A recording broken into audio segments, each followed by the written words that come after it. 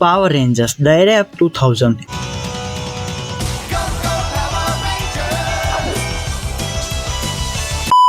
Specifically बोलूँ तो 2005 से लेकर 2015 तक का टाइम एक ऐसा टाइम जब स्कूल से आने के बाद टीवी ऑन करना और कार्टून्स देखना। और उस टाइम कार्टून्स आते भी बहुत लेजेंडरीज है, जैसे बेब्लेड, पोकेमोन, करेज और बेन 10 की पूरी सीरीज। अब तो पता नहीं क्या ही बजट मचा रखा है। खैर, उसी इन लेजेंडरी शो के साथ एक और शो पीक कर रहा था, और वो था पावर रेंजर्स। पावर रेंजर्स की बात करें तो हर किसी ने अपने चाइल्डहुड में कभी ना कभी कोई ना कोई पावर रेंजर देखा ही होगा। और इतना अंडररेटेड शो था कि आज भी जब मैं पावर रेंजर्स के बारे में बात कर रहा था, यूट्यूब पे बहुत ही कम वीडियोस मिले। तो कोई ना, हम आज इसके बारे में बात करके अपनी चाइल्डहुड मेमोरीज को थोड़ा सा रिवाइव करते हैं। और इस वीडियो से तगड़ा नॉस्टैल्जिक डोज मिलने वाला है, तो इसी बात पे वीडियो को लाइक कर दीजिए। तो चलिए शुरू करते हैं।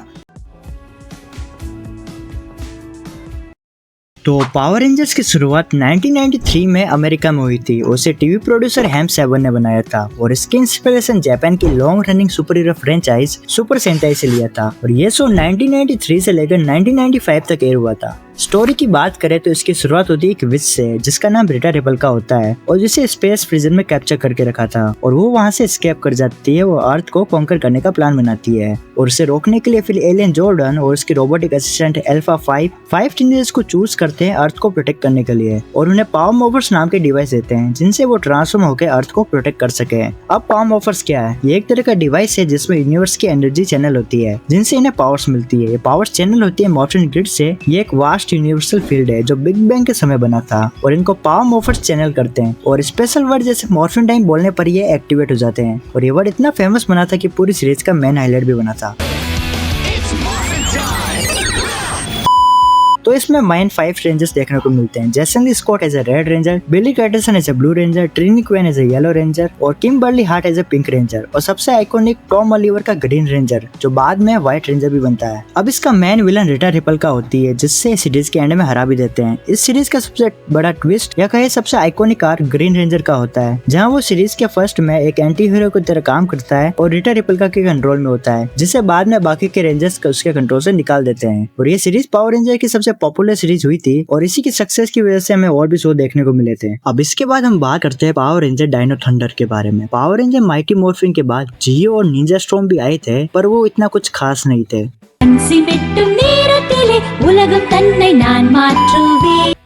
वहीं इसके बाद हमें एक और आइकॉनिक शो देखने को मिलता है पावर रेंजर डायनो थंडर के नाम से। और ये शो माय फेवरेट शो में से एक था। इसकी थीम टोटली डायनासोर से इंस्पायर थी। और ये पावर रेंजर की फ्रेंचाइज का 12 सीजन होता है। और हमें फिर से ग्रीन रेंजर टॉमी ओलिवर का कमबैक देखने को मिलता है। और इसकी स्टोरी की शुरुआत होती है मेजोगोक नाम के एक विलन से, जो खुद भी एक डायनासोर जैसा ही दिखता है। तो ये प्लान बनाता है डायनासोर के एरा को वापस लाने का। तो इसको रोकने के लिए फिर अपना green ranger Tommy Oliver teenagers को चूज करता है पावर रेंजर्स के लिए, जहाँ Conner McKnight as a red ranger, Ethan James as a blue ranger और Kira Ford as a yellow ranger होते हैं। और टॉमी ओलिवर यहाँ एक मेंटर की तरह काम करता है। और इनको पावर्स मिलती है स्टोन्स से। ये एक तरह के स्टोन्स होते हैं जिनसे पावर्स मिलती है डायनासोर्स की। जैसे रेड रेंजर को पावर मिलती है ट्राइनाजोर से, ब्लू रेंजर को पावर मिलती है टिक्रेजोर से, वहीं येलो रेंजर को पावर मिलती है पेट्राजोर से। और इसी वजह से ये शो इतना पॉपुलर हुआ था। अब बात करते हैं इस फ्रेंचाइज की पीक की, तो वो है पावर रेंजर एसपीडी।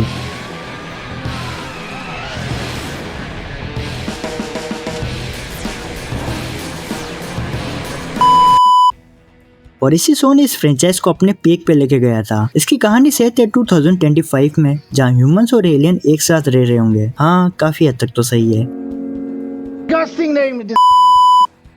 और उन एलियंस और ह्यूमंस के बीच तकरार को रोकने के लिए एक फोर्स बनाई जाती है, जिसका नाम होता है SPD, space petrol delta force. इसे स्पेस की पुलिस समझ सकते हो। तो कहानी शुरू होती है एक इलेक्ट ए स्क्वाड के मिस्टीरियसली डिसअपीयर होने के साथ, जहां उनके रिप्लेसमेंट के लिए स्क्वाड बी को सेटअप किया जाता है अर्थ को डिफेंड करने के लिए। पर किससे? एक इन्वेजन से। तो ये इन्वेजन एक इविल टॉर्बियन एम्पायर के लीडर एम्परर ग्रूम का था, और उसी से अर्थ को प्रोटेक्ट करने के लिए इन पावर रेंजर्स का फॉर्मेशन हुआ था। इसमें रेड रेंजर ऐसे जैक लैंडरसन और वो लीडर भी होता है, Sky Tate as a blue ranger, Bridge Carson as a green ranger, Z Delgado as a yellow ranger, Sydney Drew as a pink ranger. कितना भोला बच्चा है ये।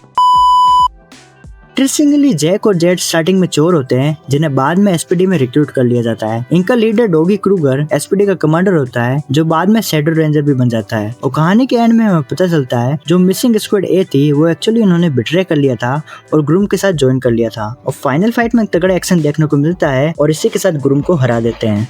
अब इसी ओपी फ्रेंचाइज के बाद हमें आरपीएम सीरीज देखने को मिलती है, जिसका मेन विलन एक एआई कंप्यूटर वायरस होता है जो पूरी दुनिया को खत्म कर देता है और कुछ बचे हुए लोग एक कोरिंस नाम की सिटी में सर्वाइव कर रहे होते हैं और उसी सिटी को प्रोटेक्ट करने के लिए आरपी रेंजर्स आते हैं। ये पावर रेंजर की सबसे डार्क और एपोक्लिप्टिक स्टोरी में से एक है और एंड में हम उस वायरस को खत्म कर देते हैं। वहीं इसके बाद हमें इन माय फेवरेट फ्रेंचाइज में से एक पावर रेंजर सैमुराई आती है। इसकी कहानी एक विलन के अनसील होने के साथ स्टार्ट होती है जिसका नाम मास्टर जेंडार होता है, जिसको पावर रेंजर्स के एंसेस्टर्स ने सील करके रखा था। और जब टाइम के साथ सील कमजोर होने लगती है तो नए पावर रेंजर्स को इकट्ठा किया जाता है, क्योंकि इस रियल में से मास्टर जेंडर को सील किया था उससे धीरे धीरे मॉन्स्टर वापस अर्थ पे आने लग रहे थे सेंजो रिवर के थ्रू। और मास्टर जेंडर का भी यही प्लान था कि वो सेंजो रिवर के जो नेदर की रिवर है उसे ओवरफ्लो करा दे, जिससे उसकी दुनिया और नॉर्मल दुनिया मर्ज हो जाए, और लगभग आखिर में कर भी देता है। और एंड वक्त में हमें पता चलता है जो रेड शिबा क्लैन का हेड होता है वो एक्चुअली नकली है और असली हेड उसकी बहन फ्लोरेन शिबा होती है, जिसके पास असली पावर है मास्टर जेंडर को परमानेंट सील करने की, और वो एंड में कर भी देती है। सही बताओ तो इन माय ओपिनियन इनकी कॉस्ट्यूम सबसे ओपी लगती है। अब बात करते हैं इस वीडियो की लास्ट पावर रेंजर सीरीज की, पावर रेंजर डायनो चार्ज। ये लास्ट पावर रेंजर सीरीज थी जो मैंने टीवी पे देखी थी 2015 के टाइम। तो इसकी स्टोरी की बात करें तो इसकी कहानी शुरू होती है 65 मिलियन ईयर्स पहले एक एलियन गार्डियन कीपर के पास, जिसके पास यूनिवर्स की सबसे पावरफुल क्रिस्टलिन थी जिन्हें एंजेम्स कहा जाता था। और इविल बाउंटी हंटर स्लेज उन एंजेम्स को चुरा कर यूनिवर्स पर राज करना चाहता था। और इसी बीच हमें कीपर अर्थ पे क्रैश कर जाता है और एंजेम्स को डायनासोर के हवाले कर देता है ताकि वो सेफ रहे। वहीं स्लेज के अटैक से इनडायरेक्टली डायनासोर एक्सटिंक्ट हो जाते हैं और उसी वजह से एंजेम्स पूरी दुनिया में खो जाते हैं। वहीं सीरीज में हमें सेंटर टाइलर दिखाई जाता है, जिसका फादर जेम्स नेवरानो 10 साल पहले एक्सपीडिशन में गायब हो गया था।